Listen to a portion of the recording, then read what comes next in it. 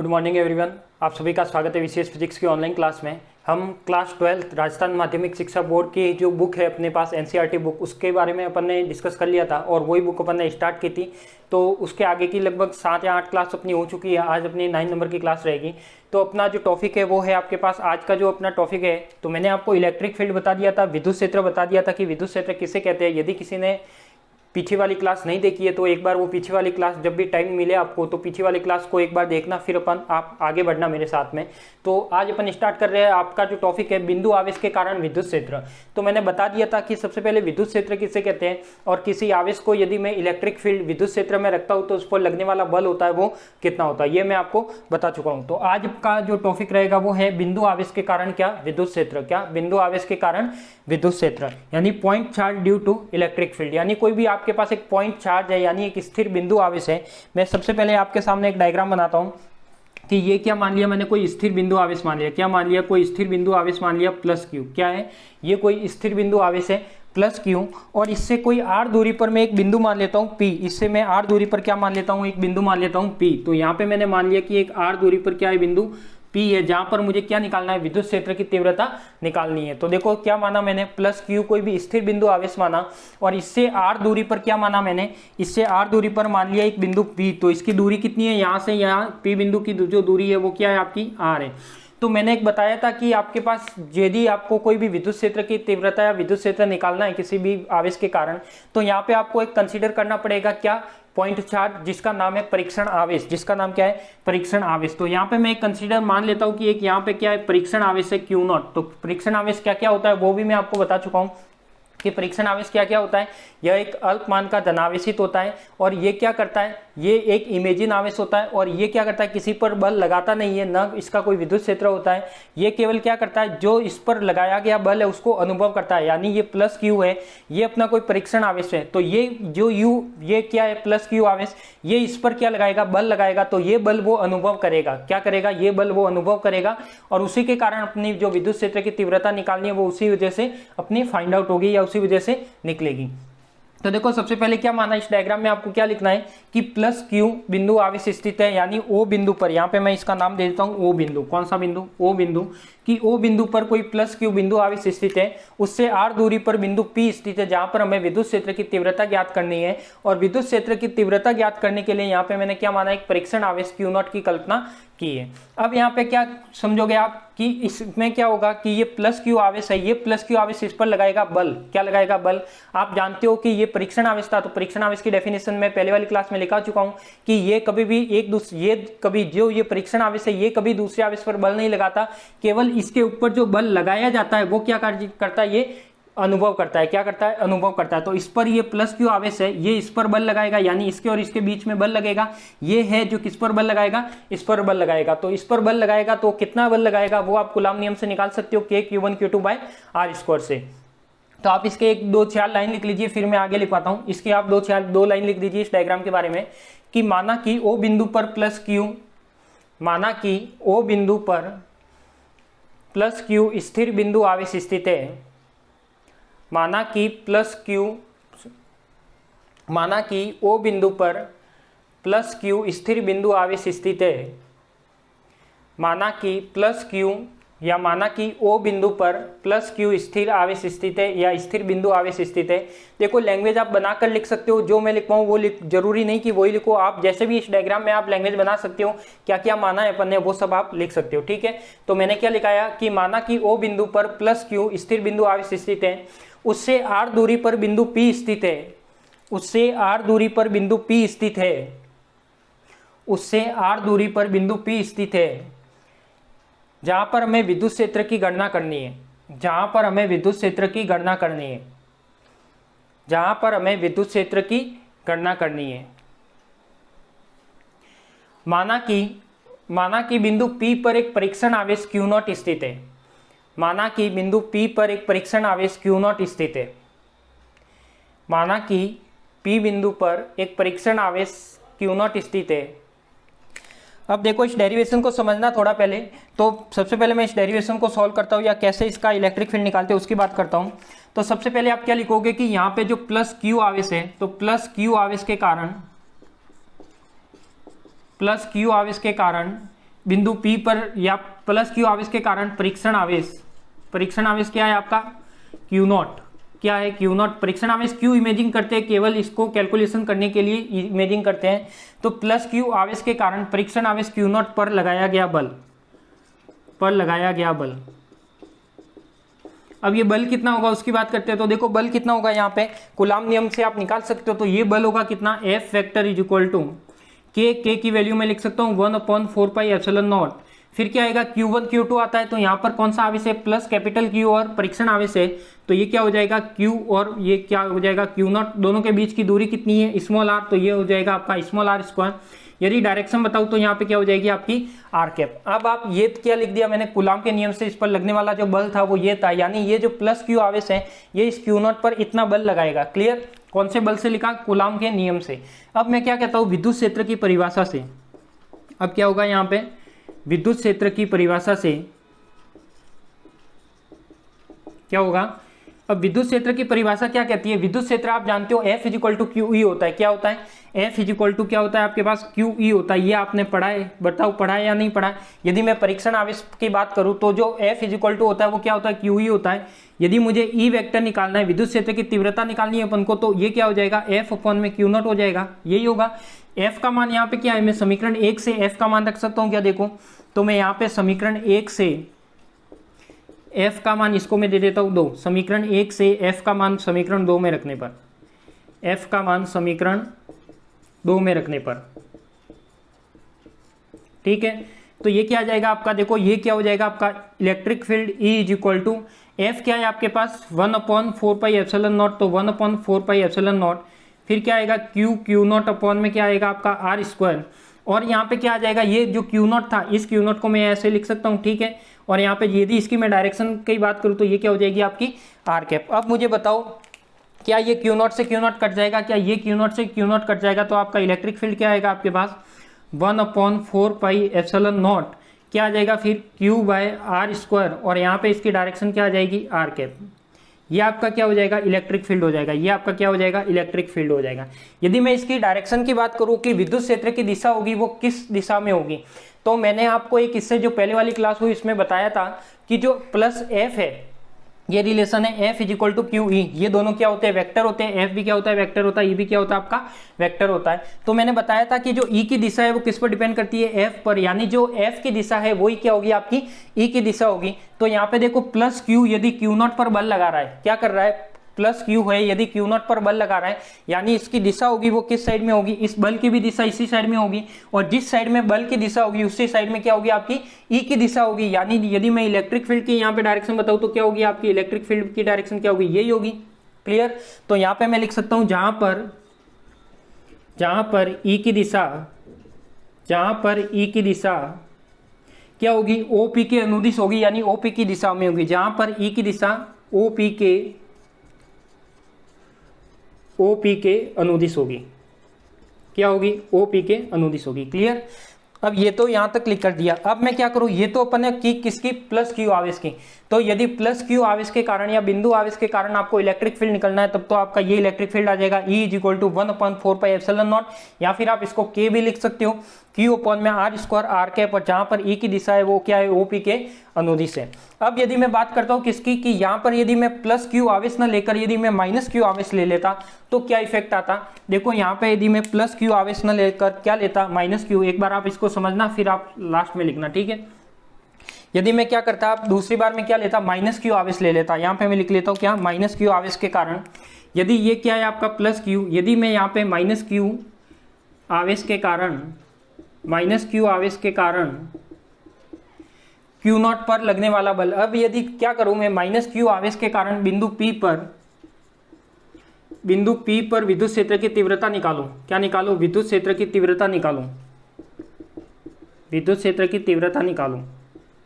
तो देखो मैंने बताया था कि जब आपके पास प्लस क्यू आवेश होता है तो उसकी इलेक्ट्रिक फील्ड या विद्युत क्षेत्र की दिशा है वो बाहर जाते हुए होगी। देखो ये प्लस क्यू है तो इसकी दिशा मैंने क्या मानी, ओपी के अनुदिश, यानी इसी डायरेक्शन में बाहर जाते हुए मानी। अब ये क्या लिया अपन ने, माइनस क्यू आवेश लिया। यदि प्लस क्यू की जगह में माइनस क्यू आवेश लेता तो माइनस क्यू आवेश में आप डायरेक्शन जानते हो कैसी होती है, अंदर आते हुए होती है। कैसी होती है, अंदर आते हुए, यानी इस दिशा में आएगी। तो ये वाला जो डायग्राम है वो तो मैंने इसका बनाया हुआ है, जो ये आपके सामने डेरिवेशन किया इसका। यदि मैं इसका डायरेक्ट रिजल्ट लिखूं, माइनस क्यू आवेश के कारण बिंदु पी पर विद्युत क्षेत्र की तीव्रता, तो मुझे बताइए यहाँ पे जो इलेक्ट्रिक फील्ड आएगा वो क्या आएगा आपके पास, E vector is equal to 1/4πε0 आएगा। क्लियर, ये तो आएगा ही। फिर क्या आएगा आपके पास, Q अपॉन में आर स्क्वायर भी आएगा, क्योंकि आवेश भी क्या है आपके पास, यही है। अब जो डायरेक्शन आएगी वो क्या आएगी, यहाँ पे आर कैप था तो यहाँ पे क्या आ जाएगा आपका, माइनस का आर कैप। क्या आ जाएगा, माइनस का आर कैप। क्यों माइनस का आर कैप, क्या बताएगा कि जो यहाँ पे माइनस का आर कैप ये बताएगा कि जो यहाँ पे ई की दिशा है वो क्या है, अब ओपी के अनुदिश नहीं होकर ओपी के विपरीत है। तो यहाँ पे मैं लिख सकता हूँ जहां पर ई की दिशा ओपी के विपरीत है, जहां पर ई की दिशा ओपी के विपरीत है। क्लियर, तो ये आपको समझ में आ गया होगा कि बिंदु आवेश के कारण विद्युत क्षेत्र की तीव्रता कैसे निकालनी है। तो सबसे पहले तो आप ये लिखो, ये लिखने के बाद ये आपकी क्या निकल गई, बिंदु P पर विद्युत क्षेत्र की तीव्रता निकल गई, यहाँ पे निकल गई थी। अब ये अपन ने माइनस क्यू आवेश के कारण यदि लिखना चाहो तो आप इसमें क्या आ जाएगा, माइनस का आर कैप आ जाएगा। क्लियर, तो इसको आप नोट कर लीजिए, फिर अपन आगे बढ़ते हैं। यदि आप स्क्रीनशॉट लेना चाहे तो स्क्रीनशॉट ले सकते हैं, और यदि नोट करना हो तो नोट कर लीजिए।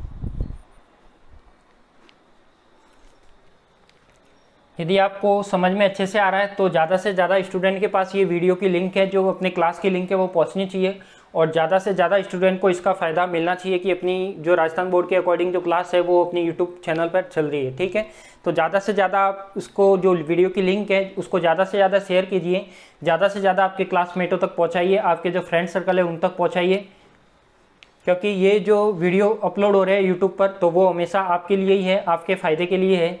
आप घर बैठे उसकी स्टडी कर सकते हो। ठीक है, लिख दिया होगा। अब मैं कुछ इसके रिजल्ट की बात करूंगा। क्या करूंगा, यदि नहीं लिखा तो आप स्क्रीनशॉट ले सकते हो, इसका स्क्रीनशॉट से भी आप आराम से लिख सकते हो। अब मैं बात करता हूँ इसके कुछ रिजल्ट्स की। तो देखो यहाँ पे आपका जो इलेक्ट्रिक फील्ड आया है वो क्या आया है, KQ/R², यानी देखो यहाँ पे ये जो इलेक्ट्रिक फील्ड है, चाहे ये फॉर्मूला देखो चाहे ये फॉर्मूला देखो, ये माइनस क्यू आवेश के कारण है, ये प्लस क्यू आवेश के कारण है। तो यहाँ पे देखो कि ये जो 1/4πε0 आ रहा है, क्या ये 1/4πε0 आ रहा है, ये अपना एक कॉन्स्टेंट वैल्यू देता है 9 × 10⁹ K का मान। और जो Q/R² है तो Q भी क्या होता है, फिक्स वैल्यू होगी। तो ये जो E है वो डिपेंड किस पे करेगा, केवल R² पे। किस पर डिपेंड करेगा, केवल R² पे। तो यहाँ पे मैं कुछ 2-3 आपको रिजल्ट लिख के बताऊंगा, इसी के बेस पे जो अपन ने ये पढ़ा है इसके बेस पे कुछ रिजल्ट है, इंपॉर्टेंट रिजल्ट, जो कई बार आपके एग्जाम में पूछे भी जाते हैं, उनका मतलब भी।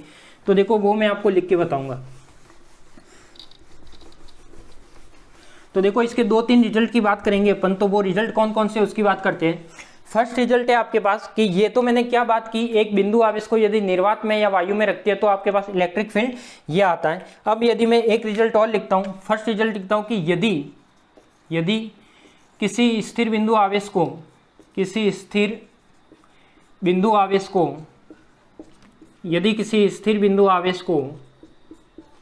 क्या करें, यदि किसी स्थिर बिंदु आवेश को किसी माध्यम में रख दिया जाए, किसी माध्यम में रख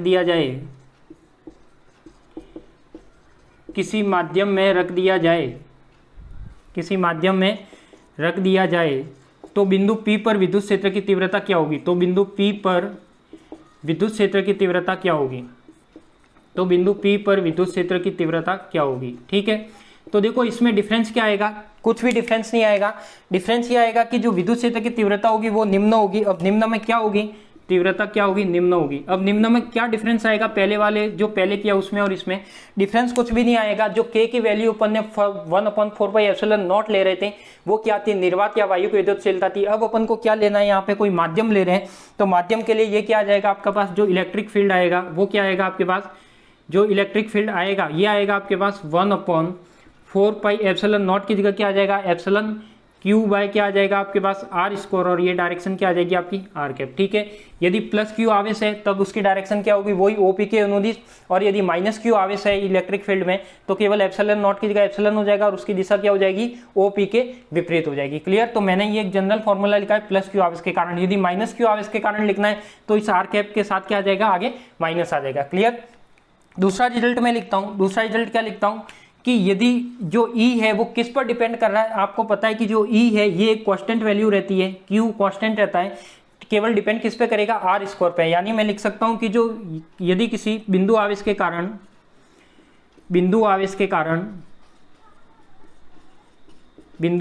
कारण विद्युत क्षेत्र की तीव्रता है, विद्युत क्षेत्र की तीव्रता E, विद्युत क्षेत्र की तीव्रता E किस पर डिपेंडेंट करती है, किस पर निर्भर करती है, तो बिंदु आवेश के कारण विद्युत क्षेत्र की तीव्रता E दूरी के वर्ग के व्युत्क्रमानुपाती होती है। ये आप जानते हो, दूरी के वर्ग के व्युत्क्रमानुपाती होती है, व्युत्क्रमानुपाती होती है।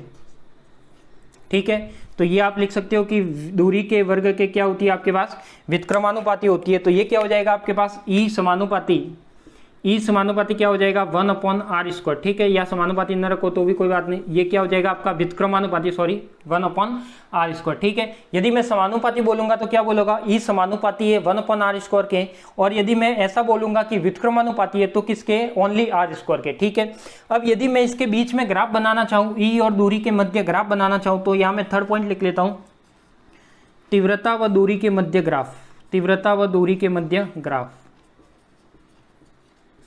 तीव्रता व दूरी के मध्य ग्राफ। ठीक है, अब इस ग्राफ में कैसे बनेगा, देखो यदि मैं एक साइड ले लेता हूं, ऐसा कोई ग्राफ बनाता हूं, तो ये तो मैंने एक साइड तो ले ली, क्या एक साइड तो ले लिया मैंने E, क्या ले लिया, एक साइड मैंने E ले लिया और नीचे ले लिया r² यानी दूरी। ठीक है, क्या ले लिया, r²।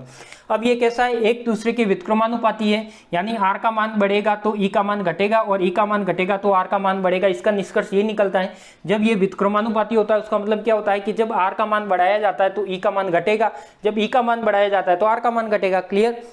तो ये इसकी क्या है, डिपेंडेंसी है। तो इसका यदि मैं ग्राफ बनाऊं तो इसका ग्राफ कुछ इस टाइप का आता है। यदि इस टाइप का कोई रिलेशन हो आपका 1/r² के फॉर्म में, तो इसका जो ग्राफ आएगा कुछ इस टाइप का आएगा। ठीक है, एक ग्राफ मैं और बनाता हूँ, क्या ये ग्राफ बनाता हूँ कि एक साइड तो क्या ले लिया मैंने, E ले लिया, एक साइड मैंने क्या ले लिया, 1/r² ले लिया। अब मुझे बताओ क्या 1/r² का मान यहाँ पे बताऊँ, तो 1/r² का मान यानी ये पूरी वैल्यू ले रहा हूँ, यहाँ पे केवल r लिया था या r² लिया था, यहाँ पे मैं क्या ले रहा हूँ, 1/r² ले रहा हूँ, पूरी वैल्यू ले रहा हूँ। इसका मतलब E समानुपाती है 1/r² के, यदि E का मान बढ़ेगा तो 1/r² का मान भी बढ़ेगा। इसका मतलब यही हुआ। तो यहाँ पे जो इसका ग्राफ आएगा वो कैसी आएगी, सीधी रेखा आएगी। यानी जब समानुपाती का ग्राफ बनाते हैं तो सीधी रेखा आती है, व्युत्क्रमानुपाती का बनाती है तो अपने पास क्या आता है, आपके पास ये इस टाइप का रिलेशन आता है। क्लियर। तो यहाँ पे मैं लिख सकता हूँ कि जब, यहाँ पे मैं लिख सकता हूँ, क्या लिख सकता हूँ कि जब E का मान बढ़ता है, क्या लिख सकता हूँ, जब R का मान घटता है, जब R का मान घटता है, R का मान घटाने पर E का मान बढ़ता है, R का मान घटाने पर E का मान बढ़ता है, E का मान बढ़ता है,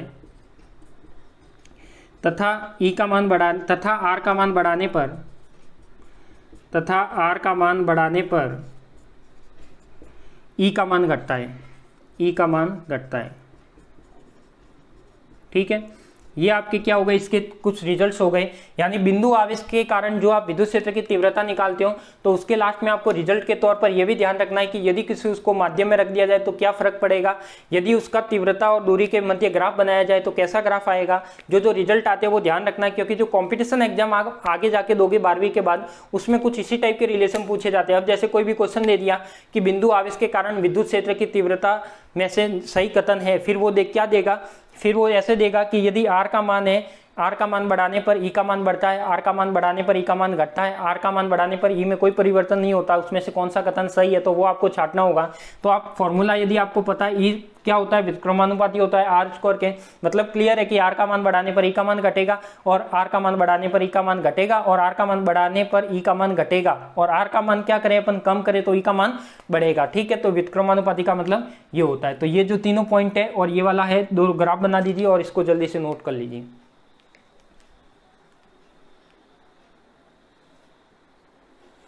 ये शायद आपको ग्राफ नहीं दिख रहा होगा, ये ग्राफ आपको दिख रहा है क्या क्लियर? यदि नहीं दिख रहा हो तो मैं इसको थोड़ा सा छोटा कर देता हूँ, बट आप कॉपी में बढ़ाई करना। कॉपी में क्या करोगे आप, इस ग्राफ को बढ़ाई करोगे। तो इसको मैं ऐसे कर देता हूँ ई, और ये हो जाएगा आपका आर, और यहाँ पे जो ग्राफ आएगा वो इस टाइप का आएगा। ठीक है,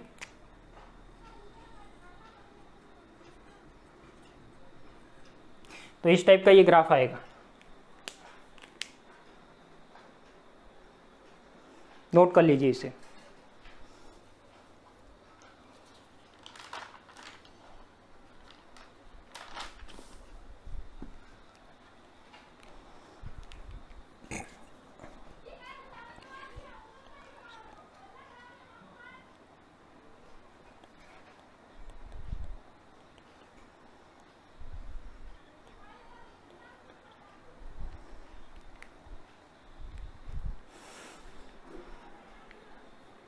देखो आपका जो हिंदी मीडियम का यूट्यूब चैनल है वो फिजिक्स का मात्र एक ही यूट्यूब चैनल है जिसमें कंप्लीट आपको चैप्टर वाइज आपकी क्लासेज चल रही है।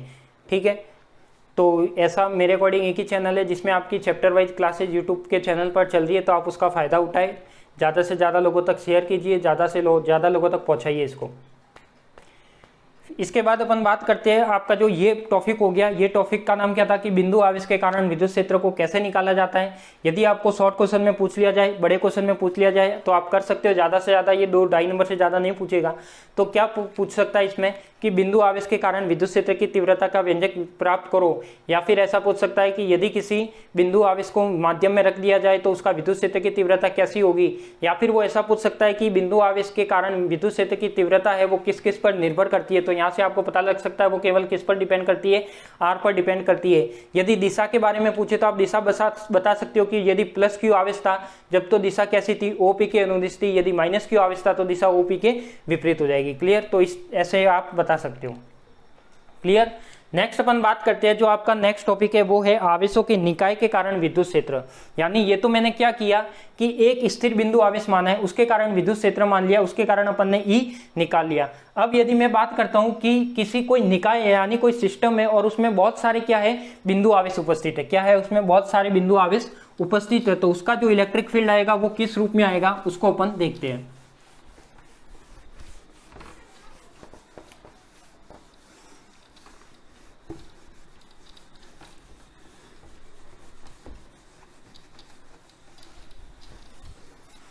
तो देखो नेक्स्ट बात करते हैं अपन आवेशों के निकाय के कारण विद्युत क्षेत्र। तो आपका जो नेक्स्ट टॉपिक है वो है आवेशों के निकाय के कारण विद्युत क्षेत्र। ठीक है, यानी क्या मानना है, यहाँ पे बहुत सारे बिंदु आवेश है, उसकी वजह से जो किसी बिंदु पर विद्युत क्षेत्र निकालना है तो वो क्या होगा और वो कैसे निकालेंगे, वो अपन निकालेंगे अध्यारोपण के सिद्धांत से। जैसे अपन ने कूलाम नियम निकाला था, कूलाम नियम के अनुसार अपन ने उसका सदिश निरूपण देखा था किसी निकाय में, तो अपन ने क्या किया था, जितने भी बल लगते सभी को ऐड किया था, किसके सिद्धांत से, अध्यारोपण के सिद्धांत है। तो सेम प्रोसेस यहाँ पे वो का वही है। ठीक है, वहां पे अब बल न होकर अब अपन किसकी बात कर रहे हैं, इलेक्ट्रिक फील्ड या विद्युत क्षेत्र की बात कर रहे हैं। यहाँ पे क्या निकालना है अपन को, ई निकालना है। तो सबसे पहले मैं आपको एक डायग्राम समझाता हूँ, तो समझो इस डायग्राम को कि आपके पास ये कोई एक सिस्टम मान लिया, क्या मान लिया, ये कोई आपके पास एक निकाय मान लिया। इस निकाय में होता क्या है, बहुत सारे बिंदु आवेश उपस्थित है। तो मान लिया यहाँ पे आपका Q1 स्थित है, यहाँ पे आपका Q2 स्थित है, यहाँ पे आपका Q3 स्थित है, और यहाँ पे आपका Q4 स्थित है, और यहाँ पे आपका कोई Qn स्थित है। क्लियर, ये मैंने क्या मान लिए, कोई बहुत सारे बिंदु आवेश मान लिए, Q1, Q2, Q3 ऐसे डैश डैश करके Qn। अब यदि मैं इनको सबको मूल बिंदु से मिलाऊं तो ये क्या होंगे, सबके स्थिति सदिश। यदि मैं इसको यहाँ से मिलाऊं, इसको यदि मैं यहाँ से मिलाऊं तो ये क्या हो जाएगा, आपका R1 वेक्टर हो जाएगा। यदि मैं इसको यहाँ से मिलाऊं तो ये क्या हो जाएगा आपका R2 वेक्टर हो जाएगा। यदि मैं इसको यहाँ से मिलाऊँ तो ये क्या हो जाएगा आपका R3 वेक्टर हो जाएगा। और ये Q4 थोड़ा मैं ऊपर ले लेता हूँ, तो ये यदि यहाँ पे क्या है आपका Q4 है, यदि यहाँ पे क्या आपका Q4 है, ठीक है। तो यदि मैं यहाँ पे क्या मिलाऊँ, इसको Q4 के रूप में मिलाऊँ तो ये इसका स्थिति सदिश हो जाएगा और कितना होगा R4। और यहाँ पे मैं मिलाता हूँ तो ये क्या हो जाएगा आपका Rn। क्लियर। तो ऐसे बहुत सारे बिंदु आवेश मान लिए Q1 Q2 Q3 dash dash dash Qn, उनके स्थिति सदिश क्या होगा R1 R2 R3 R4 R5 R dash dash dash Rn। Clear, यानी n बिंदु आवेश है। अब मुझे निकालना क्या है, किसी बिंदु P पर विद्युत क्षेत्र की तीव्रता निकालनी है। क्या निकालनी है, किसी बिंदु P पर विद्युत क्षेत्र की तीव्रता निकालनी है। यदि मैं उसकी तीव्रता की बात करता हूं तो मैं यहाँ पे एक बिंदु आवेश मान लेता हूँ, क्या बिंदु P मान लेता हूँ P। अब वो बिंदु मैं P कहीं पे भी मान सकता हूँ, तो मान लिया कि ये क्या है आपका बिंदु P है। क्या है, ये आपका बिंदु कोई P है। इस पर मुझे क्या निकालनी है, विद्युत क्षेत्र की तीव्रता निकालनी है। क्या निकालनी है, विद्युत क्षेत्र की तीव्रता निकालनी है। और आप जानते हो कि जब किसी बिंदु आवेश के कारण विद्युत क्षेत्र की तीव्रता निकालते हैं किसी बिंदु P पर, तो वहां पे अपन कंसीडर करते हैं एक परीक्षण आवेश। क्या कंसीडर करते हैं आप, परीक्षण आवेश। तो ये तो आपको ध्यान ही है कि उस पर क्या अपन कंसीडर करते हैं, एक परीक्षण आवेश कंसीडर करते हैं। क्लियर है सभी को। तो यहाँ पे क्या होगा, यहाँ पे मैं परीक्षण आवेश लिख नहीं रहा क्योंकि अपन डायरेक्ट इलेक्ट्रिक फील्ड का जो अपने पास फॉर्मूला है वही काम में लेंगे। तो सबसे पहले इसकी डायरेक्शन देखो कि इसकी डायरेक्शन कैसे आएगी। यदि मैं इसकी डायरेक्शन की बात करता हूँ, ठीक है, तो देखो ये Q1 है वो इस पर बल लगाएगा, यानी मान लो यहाँ पे कोई परीक्षण आवेश है Q0, तो ये Q1 है वो इस पर बल लगाएगा। तो इसकी जो डायरेक्शन होगी वो क्या होगी आपकी, इस दिशा में होगी। यानी जो आपका E1 होगा वो क्या होगा, इस डायरेक्शन में होगा। ठीक है, किस डायरेक्शन में होगा, Q1 से P की दिशा में, इसलिए मैंने ये इलेक्ट्रिक फील्ड E1 ऐसे बना दिया। ठीक है, यदि मैं E2 बनाऊं, यानी Q2 आवेश के कारण P बिंदु पर होगा, तो वो क्या होगा आपका E2 इस डायरेक्शन में होगा, तो वो मैंने क्या लिख दिया, E2 लिख दिया।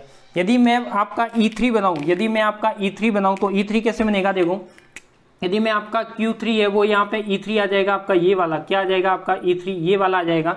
ऐसे यदि मैं Q4 बनाऊं तो Q4 के लिए क्या आएगा आपके पास, ये वाला, क्योंकि ये है और इसके बीच की दूरी यानी ये बल या इलेक्ट्रिक फील्ड कैसा आएगा आपका, E4 आ जाएगा। ऐसे यदि मैं बात करूं कि जो Qn आवेश है, तो इसके कारण Qn आवेश के कारण बिंदु P पर जो विद्युत क्षेत्र की तीव्रता होगी वो क्या होगी आपकी, ये वाली होगी। तो यहां से मैं इसको बना लेता हूं इस टाइप से, तो ये आपका क्या हो जाएगा En, क्या हो जाएगा En, यानी इस P बिंदु पर जितने भी आवेश थे आपके पास Q1 Q2 Q3 Q4 और डैश डैश डैश Qn, तो उसके कारण जो लगने वाला विद्युत, उसके कारण लगने वाला बल। तो देखो अब मैं कोई भी एक एग्जांपल ले लेता हूं यहाँ पे, कैसे देखो पहले से, एक ये Q1 है और ये क्या आपका पास Q है। ठीक है, तो मान लेता हूं मैं यहाँ पे परीक्षण आवेश था, यदि यहाँ पे परीक्षण आवेश मानता तो Q1 इस पर बल लगाता तो उसका बल का मान कितना आता, 1/4πε0। फिर क्या आता Q1 और Q0 अपॉन में क्या आता आपका R²। यदि विद्युत क्षेत्र की तीव्रता के अनुसार मैं क्या लिखता, F अपॉन में क्या लिखता, Q0 लिखता, तो ये क्या होता 1/4πε0 Q1 Q0 अपॉन में क्या आता R²। और यहाँ पे 1/Q0 आता, तो Q0 से Q0 कैंसिल हो जाता, इसकी डायरेक्शन में लेता R कैप। अब डायरेक्शन भी कौन सी आती है यहाँ पे, यदि Q0 से ये P बिंदु पर है तो इसका मैं क्या लिखता, R01 लिख सकता हूँ। ऐसे क्या लिख सकता हूँ, R01, R0 का इसका डिस्टेंस क्या लिख सकता हूँ, R01 का मतलब ये Q0 क्या है, परीक्षण आवेश पर लगाया गया बल किसके द्वारा, 1 के द्वारा, इसलिए उसकी डिस्टेंस क्या आएगी, R01 आएगी। क्लियर। तो यहाँ पे मैं लिख सकता हूँ कि जो इसकी डिस्टेंस आएगी वो क्या आती, R01, यानी ये डिस्टेंस जो है वो कितनी आपकी R01 है। इसी प्रकार मैं दूसरे आवेश की जो ये वाली डिस्टेंस है जो रेड कलर में मैंने बना रखी है, यहाँ से Q2 आवेश इस पर बल लगाएगा तो इसकी डिस्टेंस कितनी हो जाएगी, R02 हो जाएगी। क्लियर, कितनी हो जाएगी, R02। यदि Q3 आवेश इस पर बल लगाएगा तो ये क्या हो जाएगी, R03। Q4 इस पर बल लगाएगा तो ये कितनी हो जाएगी, R04। और यदि Qn आवेश इस पर बल लगाएगा तो वो कितनी हो जाएगी, R05। ठीक है, इस डायग्राम में आपको थोड़ा लग रहा होगा कि सब मिक्स हो गया, बट आप एक एक करके आराम से समझोगे तो आराम से हो जाएगा। ठीक है, तो इस तरीके से बना सकते हो। तो ये आपका क्या आ जाएगा, इलेक्ट्रिक फील्ड। तो देखो यहाँ पे इलेक्ट्रिक फील्ड क्या आया इसका आपके, तो ये आ जाएगा 1/4πε0 आ जाएगा। ठीक है, Q1 अपॉन में डिस्टेंस कितनी हो जाएगी, R1², और यहाँ पे क्या हो जाएगी डायरेक्शन R कैप। ठीक है, तो ये आपकी क्या हो जाएगी डायरेक्शन, और इसकी डायरेक्शन क्या, R01 के अनुदिश, यानी R01 के अनुदिश यानी Q1 से Q0 पर या P बिंदु पर की और डायरेक्शन होगी। ठीक है, तो मैं यही फॉर्मूला सभी का एक साथ काम में लूंगा। तो यहाँ पे अध्यारोपण का सिद्धांत काम में लूंगा, Q1 के कारण P पर लगने वाला विद्युत क्षेत्र, Q2 के कारण P पर लगने वाला विद्युत क्षेत्र, Q3 के कारण P पर लगने वाला विद्युत क्षेत्र और Q4 पर लगने वाला विद्युत क्षेत्र। ठीक है, इस तरीके से मैं लूंगा काम में। तो पहले अपन इसकी थ्योरी लिख लेते हैं। तो लिखिए इसकी थ्योरी। माना कि आवेशों के निकाय के कारण, माना कि आवेशों के निकाय के कारण किसी बिंदु पर विद्युत क्षेत्र की तीव्रता, माना कि आवेशों के निकाय के कारण किसी बिंदु पर विद्युत क्षेत्र की तीव्रता अध्यारोपण के सिद्धांत से ज्ञात की जाती है। आवेशों के निकाय के कारण किसी बिंदु पर विद्युत क्षेत्र की तीव्रता, आवेशों के निकाय के कारण किसी बिंदु पर विद्युत क्षेत्र की तीव्रता अध्यारोपण के सिद्धांत से ज्ञात की जाती है। अध्यारोपण के सिद्धांत से ज्ञात की जाती है। ये वाला डायग्राम आप बना लेना। डायग्राम जो भी मैं बनाता हूँ वो सब कुछ आपको नोट्स में बनानी है। यदि मैं ना बोलूँ तो भी आपको डायग्राम बनाना है, ठीक है? क्योंकि डायग्राम जो समझने का कंसेप्ट है वो किससे होता है? आपका डायग्राम से होता है, चित्र से ही होता है। क्लियर? तो ये वाला डायग्राम आप बना दीजिए। 1 मिनट का टाइम है आपके पास, ये वाला डायग्राम बना दीजिए।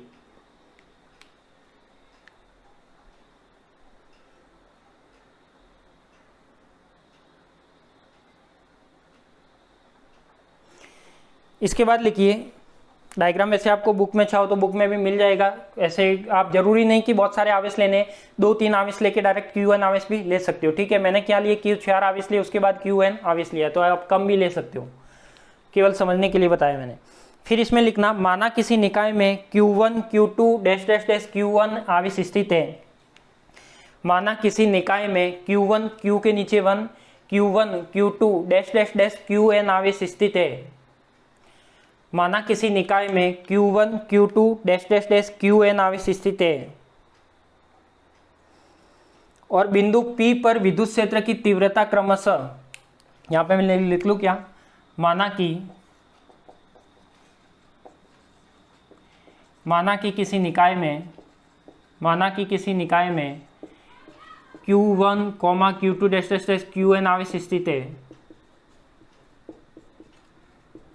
Qn आवेश स्थित है। नेक्स्ट क्या लिखना है? नेक्स्ट लिखना है कि बिंदु P पर विद्युत क्षेत्र की तीव्रता क्रमशः, बिंदु P पर विद्युत क्षेत्र की तीव्रता क्रमशः, तो तीव्रता को मैं कैसे लिखूंगा? E1 E2 dash dash dash En है। क्या लिखूंगा? विद्युत क्षेत्र की तीव्रता है वो E1 dash E2 dash E3 dash और डैश डैश डैश En है। अतः n बिंदु आवेशों के निकाय के कारण, n बिंदु आवेश निकाय के कारण विद्युत क्षेत्र की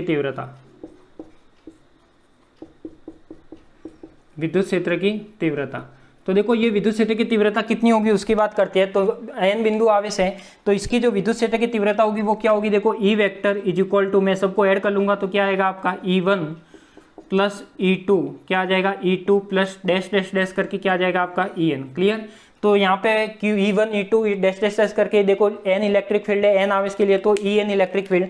यदि मैं इन सब की वैल्यू रखूँ तो देखो E वेक्टर के अकॉर्डिंग वैल्यू क्या आएगी? देखो E1 की वैल्यू क्या आएगी? देखो मान रखते हैं अपन, तो E1 का आ जाएगा 1/4πε0 तो आएगा ही। फिर चार्ज क्या आएगा? Q, कौन सा आवेश है? Q1, तो ये आ जाएगा। देखो अपन क्या लिख रहे हैं? डायरेक्ट इलेक्ट्रिक फील्ड लिख रहे, बल नहीं लिख रहे। तो ये जो Q1 है और यहाँ पे जो परीक्षण आवेश आता है वो इलेक्ट्रिक फील्ड में नीचे से कट जाता है, तो यहाँ पे क्या बचेगा? इसकी जो डिस्टेंस है वो क्या हो जाएगी आपके पास? R01 का स्क्वायर, तो इसकी डिस्टेंस क्या हो जाएगी? R01 का स्क्वायर और डायरेक्शन क्या होगी? R01 cap. क्लियर? यदि मैं दूसरे के लिए लिखूँ तो 1/4πε0 और ये क्या हो जाएगा आपका? Q2 अपॉन में R02 का स्क्वायर और डायरेक्शन क्या हो जाएगी? R02 cap. क्लियर? फिर क्या हो जाएगा? 1/4πε0 Q3 के लिए क्या आ जाएगा? सॉरी यहाँ पे Qn के लिए लिखते हैं डायरेक्ट, तो ये डैश डैश डैश Qn के लिए क्या आ जाएगा? 1/4πε0, ये क्या आ जाएगा? Qn अपॉन में R0n स्क्वायर और R0n का कैप आ जाएगा। क्लियर? अब मुझे क्या करना है? नेक्स्ट मुझे करना है, देखो जो कॉमन आ रहा है वो बाहर निकाल दो, तो 1/4πε0 आ रहा है कॉमन। अब आपके पास क्या बचेगा? Q01 R01 का स्क्वायर और यहाँ पे क्या बचेगा? R01 square. ठीक है, ये बचेगा प्लस का क्या आ जाएगा? प्लस का देखो 1/4πε बाहर आ गया, तो ये क्या बचा? Q0 अपॉन में R02 स्क्वायर, R02 कैप बचेगा, प्लस का डैश डैश डैश ये भी बाहर आ गया, तो ये क्या बचेगा आपके पास? Qn अपॉन में R0n स्क्वायर और R0n का कैप। क्लियर? तो ये वाला आपका टर्म बचेगी। अब यहाँ पे देखो, क्या मैं इसको सिग्मा के रूप में लिख सकता हूँ? क्या मैं इसको आपको सिग्मा के रूप में लिख सकता हूँ, यानी 1/4 पाई एप्सिलॉन नॉट। तो मैंने क्या कर दिया, ऐसे का ऐसे कर दिया, ठीक है।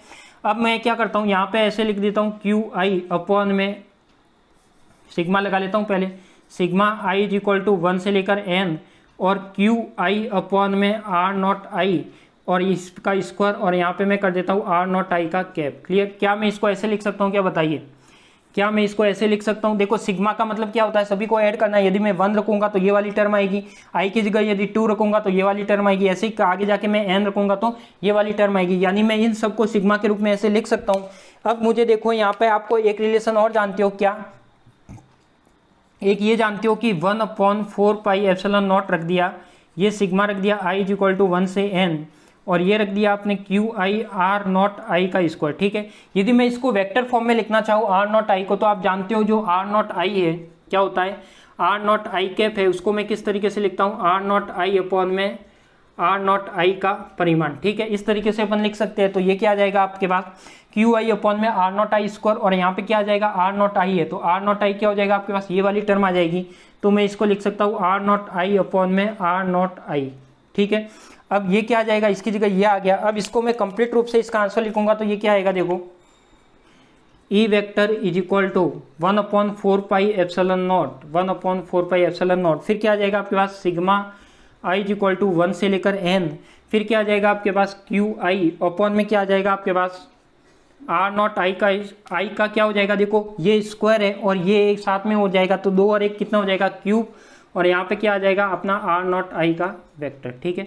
ये आपका क्या आ जाएगा, n बिंदु आवेश के निकाय के कारण जो विद्युत क्षेत्र आएगा वो क्या आएगा आपका, ये आएगा। तो आपको समझ में आ गया होगा, क्लियर? यदि आपको समझ में आ गया तो ज़्यादा से ज़्यादा वीडियो को लाइक कीजिए, शेयर कीजिए और कमेंट भी करके बताइए कि आपको कैसा लगा वीडियो, ठीक है।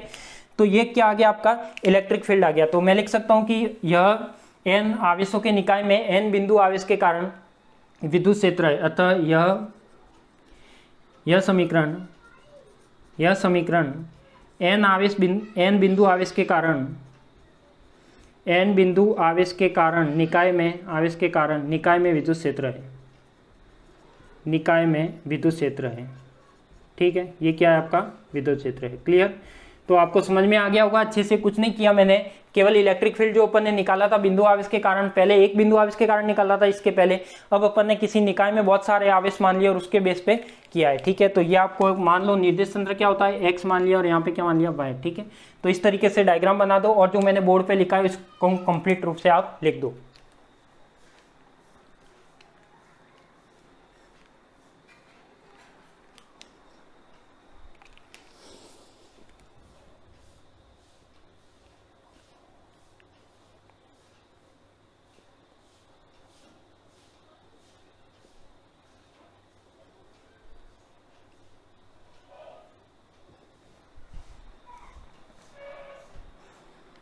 लिख दीजिए इसे। यदि आपको लिखने की स्पीड थोड़ी धीरे है तो आप इसका स्क्रीनशॉट लेके भी आराम से बाद में लिख सकते हैं।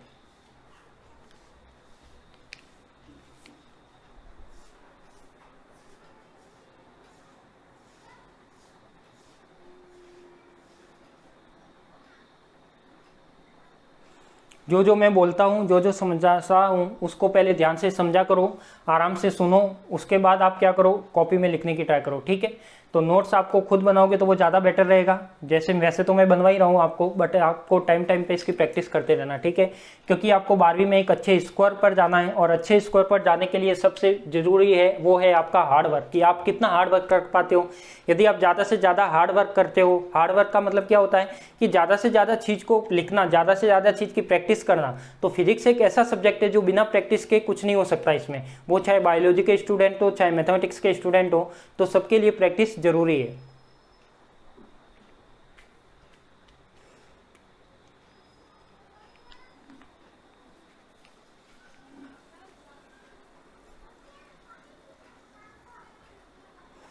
यदि आपको वीडियो एक बार में समझ में नहीं आता है तो ये वीडियो YouTube पर रहे, आप उसको दोबारा देखिए, तिबारा देखिए या 1 से 2 बार देखिए तो आपको समझ में आ ही जाएगा, ठीक है।